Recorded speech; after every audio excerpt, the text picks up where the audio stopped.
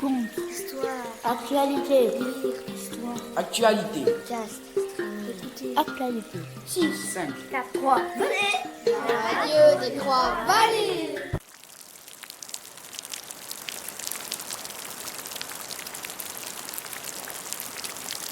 Voici l'émission 1001 histoires. Ici, je vais vous parler d'un livre qui m'a plu. Je vais essayer de l'analyser et de vous donner envie de le lire. Bonne écoute. L'ogresse et les orphelins. Donc l'ogresse et les orphelins, c'est paru en 2022 pour la traduction. L'éditeur, c'est Anne Carrière pour la version que je possède. Ça a été traduit par Marie de Prémonville et l'auteur c'est Cali Barnil. Il y a une recommandation aux plus de 13 ans et il y a 405 pages. Alors, ça se situe à Pierre-de-la-Vallée. C'était un lieu autrefois charmant, ils insistent beaucoup là-dessus. Mais beaucoup de bâtiments ont brûlé et les gens ont fini par se barricader chez eux. Puis un jour, une ogresse arrive et tout le monde dit que c'est sa faute, sauf des orphelins. Donc, il y a 15 orphelins, je vous en citer 3 parce que c'est les plus importants. Donc, il y a Ontena qui a 14 ans, c'est la plus âgée. Cass, la deuxième plus âgée, et Bartleby, le philosophe.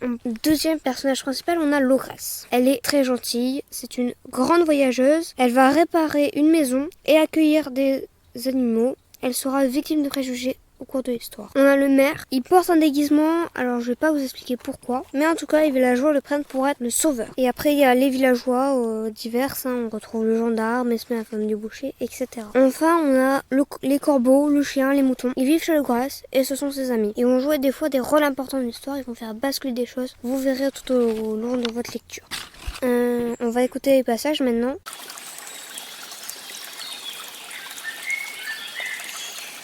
C'était peu après la destruction de la bibliothèque que l'ogresse débarqua à Pierre-dans-la-Vallée. Elle trouva une ferme abandonnée à la périphérie de la ville et décida d'y demeurer quelque temps. C'était un endroit plutôt isolé, mais cela lui convenait très bien. Il s'écoula plusieurs années avant que quelqu'un en ville remarquât son installation. Car voyez-vous, les ogres sont des créatures réservées et timides. Ils n'ont pas pour habitude de signaler leur présence. Le soir de son arrivée, l'ogresse creusa un terrier dans le sol, à peine assez grand pour la contenir tout entière pendant les heures du jour. Elle en sortait chaque nuit avec pour seule compagnie la crique, l'herbe et le ciel. Elle se contentait de très peu, une protection contre la lumière du soleil pendant la journée et un endroit confortable au sol pour s'allonger et regarder les étoiles. Il lui fallut du temps pour se sentir suffisamment chez elle pour avoir envie de rester pour de bon, et encore un peu plus de temps pour se décider à bâtir une maison. Au cours de ce voyage, l'ogresse entendit le récit terrible d'incendie de Pierre-de-la-Vallée. Elle apprit que les arbres y mouraient. Elle écouta les gens raconter le chagrin et la pauvreté qui gangrenait la ville.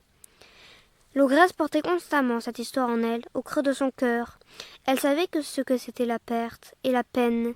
Elle se dit qu'elle avait peut-être quelque chose en commun avec les habitants de Pierre-dans-la-Vallée. Peut-être, pensa-t-elle, que c'est un endroit où elle aurait sa place. Aussi en prit-elle de le trouver. Lorsqu'elle y parvient, plus d'un an après l'incendie, la ville sentait encore la fumée et la cendre, et le chagrin aussi. C'était le milieu de la nuit. Et bien sûr, il n'y avait pas un chat dans les rues. Les gens étaient cloîtrés derrière leurs volets fermés et leurs portes verrouillées. Personne ne la vit déambuler dans les rues sinistres. Personne n'entendit le pas feutré de ces grandes choses. Enfin, sauf moi, bien entendu. Mais personne ne m'a posé la question. Elle marcha jusqu'à la limite de la ville, où les routes se mettent à sinuer et où les forêts se font plus denses. Le vent faisait craquer les branches lourdes des sycores. C'est là qu'elle trouva une ferme abandonnée en jachère, ce qu'il restait de la vieille maison et de grands gigets en tas de pierres.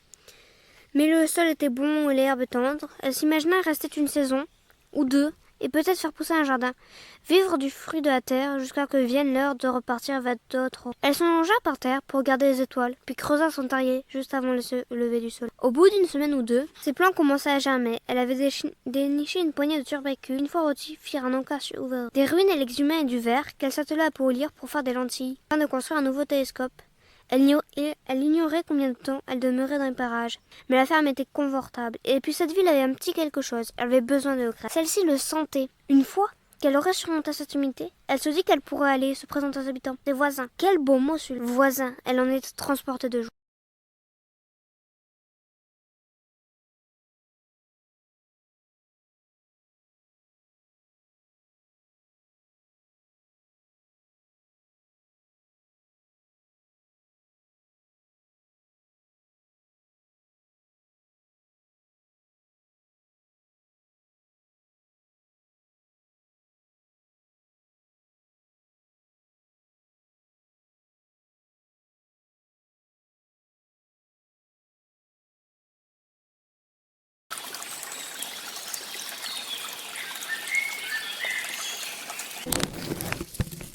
Donc le premier paragraphe, on décrit essentiellement le choix de l'emplacement, c'est-à-dire en bordure de ville. Le troisième et le quatrième paragraphe parlent de ses habitudes sur les premières années. Au premier paragraphe de la page 26, on parle d'un sentiment de partager quelque chose. Là, Laura se dit, mais moi je vais venir à Pierre dans la vallée parce que je suis comme eux. J'ai de la tristesse, je suis énervée, triste, j'ai de la peine. Et fin de la page 27, on décrit essentiellement les lieux où le lieu où on va choisir. On parle plus en détail. On parle de l'emplacement, c'est le lieu, comment est le sol. Et la première partie de la page 28, c'est là que, ce moment-là, qu'arrive l'idée de se présenter, de donner quelque chose à la ville qui l'a accueilli.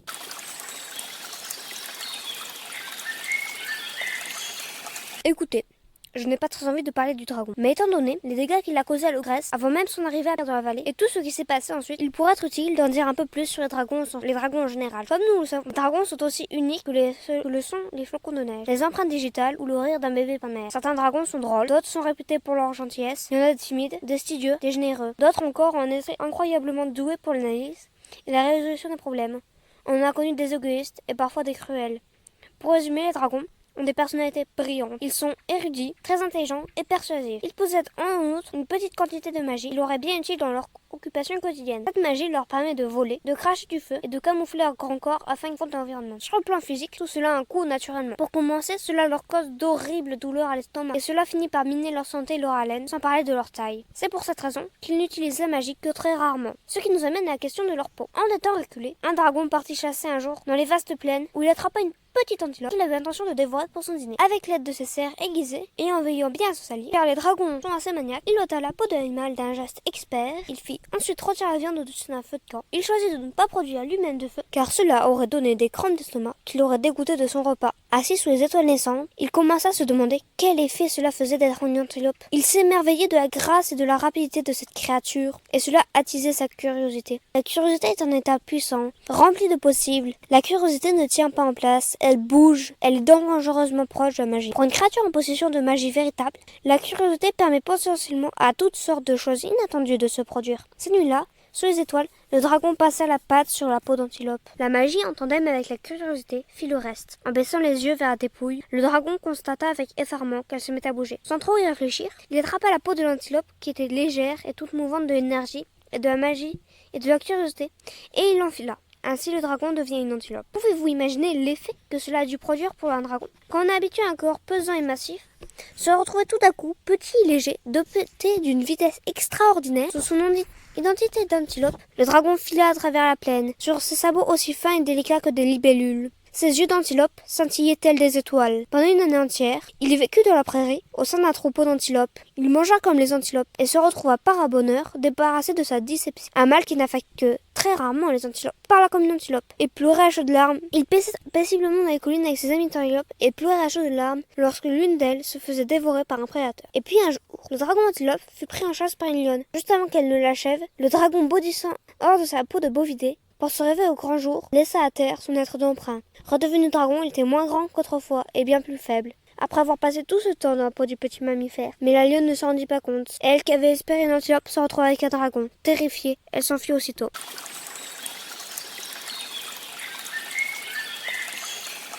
Donc dans le premier paragraphe, c'est la faute d'un dragon, mais lequel? Le deuxième et troisième paragraphe, pas mal de choses. Déjà, qui sont un peu comme nous, ils ont une personnalité très différente, selon lesquelles ils ont de la magie, mais cela, lui, on découvre une histoire qui nous apprend que les dragons peuvent prendre toutes les formes possibles et imaginables, dont celle d'un humain.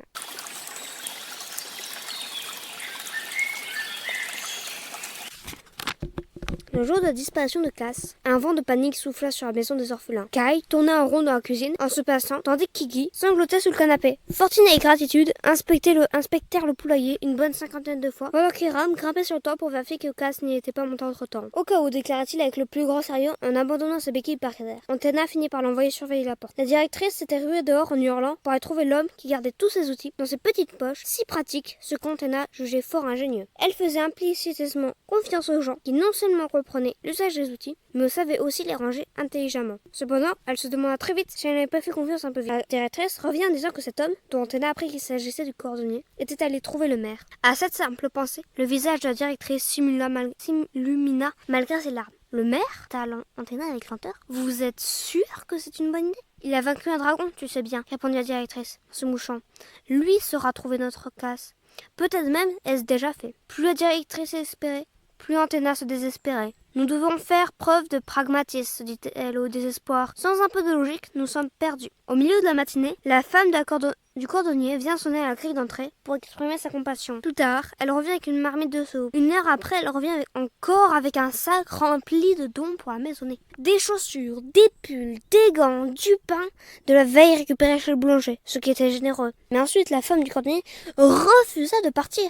Elle fit une remarque sur la maigreur des enfants, sur le froid et les courants d'air.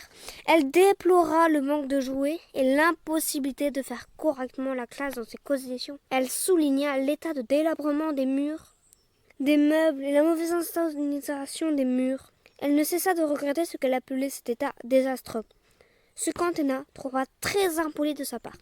Puis elle passa de pièce en pièce en faisant des t's et en posant des exclamations d'indignation. La directrice la suivit de près en tendant les mains, incapable de finir une phrase. « Merci pour votre implication, madame.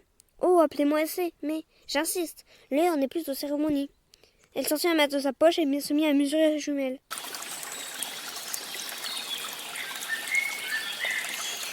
110 à 212.